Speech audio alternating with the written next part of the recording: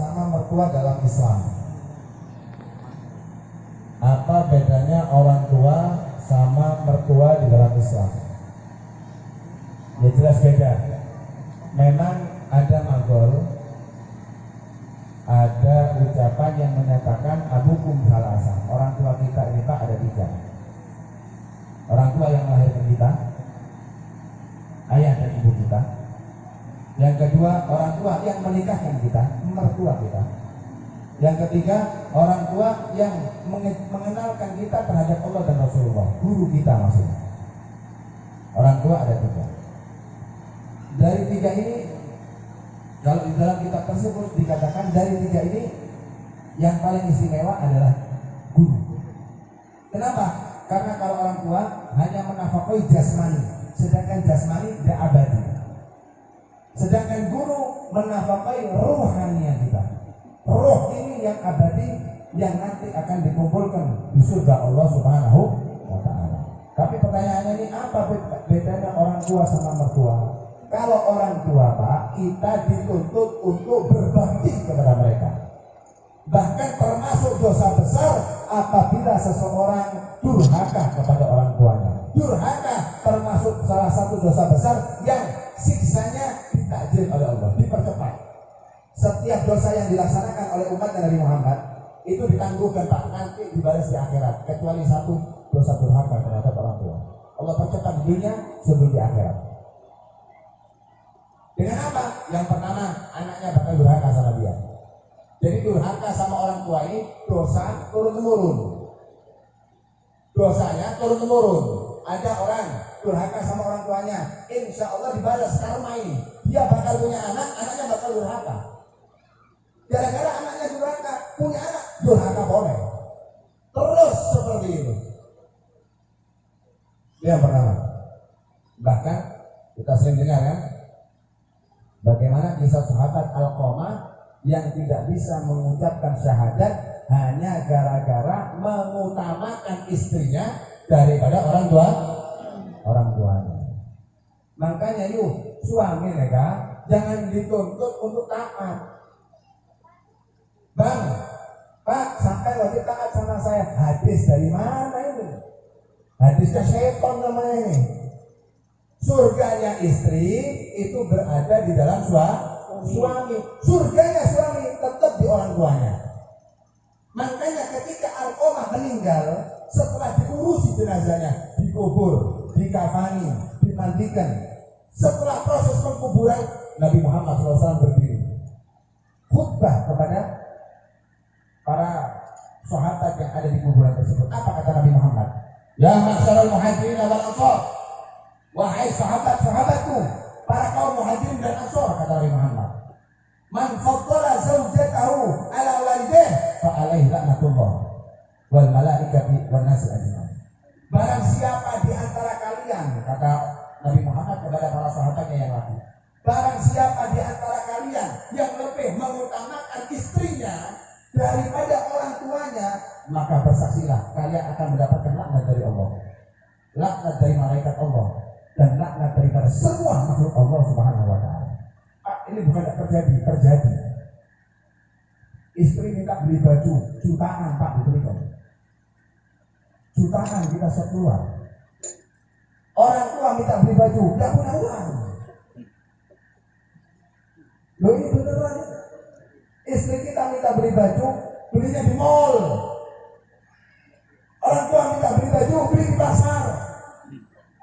Kiloan 100.000 dapat 3. La ilaha illallah. Loh iya. Istri minta beli buah, belinya di mall, supermarket, Indomaret terbungkus rapi. Masya Allah. Giliran orang tua minta belikan buah-buahan, diberikan 10.000 sekilo. Ini yang dibenci oleh Nabi Muhammad. Man faddala zawjatahu ala walidayhi fa alaihi laknatullah. Ya, kita laknat dari Allah Subhanahu wa Ta'ala. Kadang kita ini gara-gara menikah, tapi orang tua saya minta kulkas, ya belikan dong. Ya belikan, sampai dibiayai sama orang tua lebih dari harganya kulkas. perjuangan orang tua itu berat. Loh iya, sampai Nabi ini mendapatkan kisah dari Ibu Alqamah, nangis Nabi Muhammad. Nangis ketika ibunya Alqamah dibawakan kepada Nabi Muhammad. Dimintai oleh Rasulullah, wahai Ibu Alqamah, maafkan anakmu Alqamah ini, kasihan. Dia tidak bisa mengucapkan syahadat, maafkan anakmu. Tidak bisa Nabi. Saya masih teringat di dalam telingaku, masih. Apa ibarat kasarannya? Terngiang-ngiang, apa maksudnya terngiang-ngiang? Ngeng-ngeng, ha? Ya situ sudah mana? Masih terngiang-ngiang di telingaku, masih terasa di dalam hatiku Nabi Muhammad. Apa? Dia lebih membela istrinya daripada aku. Sakit tak? Lebih membela istrinya daripada aku. Dia tidak tahu. Saya Nabi 9 bulan mengandung. Perempuan tuh Pak, kalau sudah mengandung kadang nggak bisa tidur, apalagi kalau sudah hamil besar. Kita ini bisa tidur, ngadep kiri, ngadep kanan, mengurut enak. Tapi perempuan yang hamil kasihan. Tidur berbaring terlentang, ya Allah, 2 kilo, 3 kilo dia bawa, berat itu Pak. Melahirkan pun juga bukan perjuangan kecil, berat. Bahkan dikatakan seperti kita dipatahkan 58 tulang sekaligus. Tanya itu ibu-ibu. Iya Bu, betul Bu. Sakit Bu. Itu sakit memang. Seperti 58 tulang dipukul, dipatahkan sekaligus. Sampai dipatahkan tangan sampai coba satu sekarang. Tekuk gini, tidak usah dipatahkan. Bengkok kan gini aja. Sakit Pak. Bayangkan itu tulang dibuka, didorong dengan kepala kita. Sakit, taruhannya nyawa. Tapi lihat Alqamah, perjuangan seberat ini dia lebih mementingkan daripada istriku. Lupa terhadap perjuanganku. Tidak cukup di situ Nabi. Setelah lahir saya harus merawat dia. Dikasih makan, dikasih minum, bangun malam nyusui. Disusui Pak, bangun malam kita ngiler. Para laki suami ini ngiler semuanya. Perempuan yang nyusui.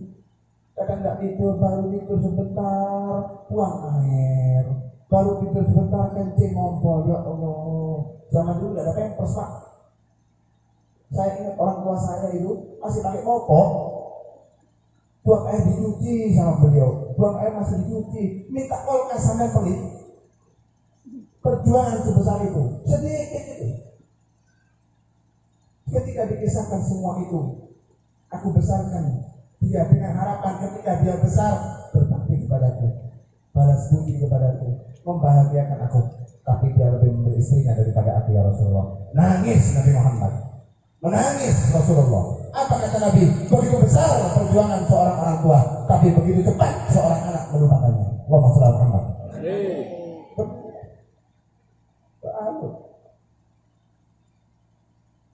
Jadi jangan sampai kita ini merupakan perjuangan orang tua. Ya penting, orang tua itu penting Pak. Jadi orang tua itu kita dituntut untuk bakti kepada mereka. Bahkan surganya kita berada di dalam ridhonya kedua orang tua. Ridho Allah, ridho walidain. Ridhonya Allah itu terletak di ridhonya orang tua. Kalau sudah Allah ridho Pak, insya Allah surga sampai. Walaupun sedikit amal. Rasulullah fi syukur walidain. Tapi kalau murkanya Allah berada di murka kedua orang tua. Kalau sudah orang tua murka, walaupun sampai haji berkali-kali, percuma Pak ditolak oleh Allah.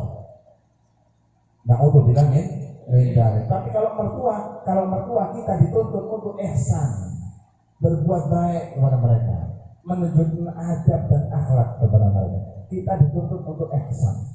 Tapi kalau orang tua kita dituntut untuk berbakti kepada mereka, karena surga kita berada di dalam kedua orang tua kita. Ini maksud ya. Lanjut. Dan bagaimana cara membedakan darah haid dan istihadah? Jika dilihat dari kebiasaan haid saya kadang sebulan keluarnya 2 kali. Kalau dipisah kurang dari 15 hari itu darah istihadah. Misal contoh, tanggal 1 keluar darah sampai tanggal 7. Paham ya?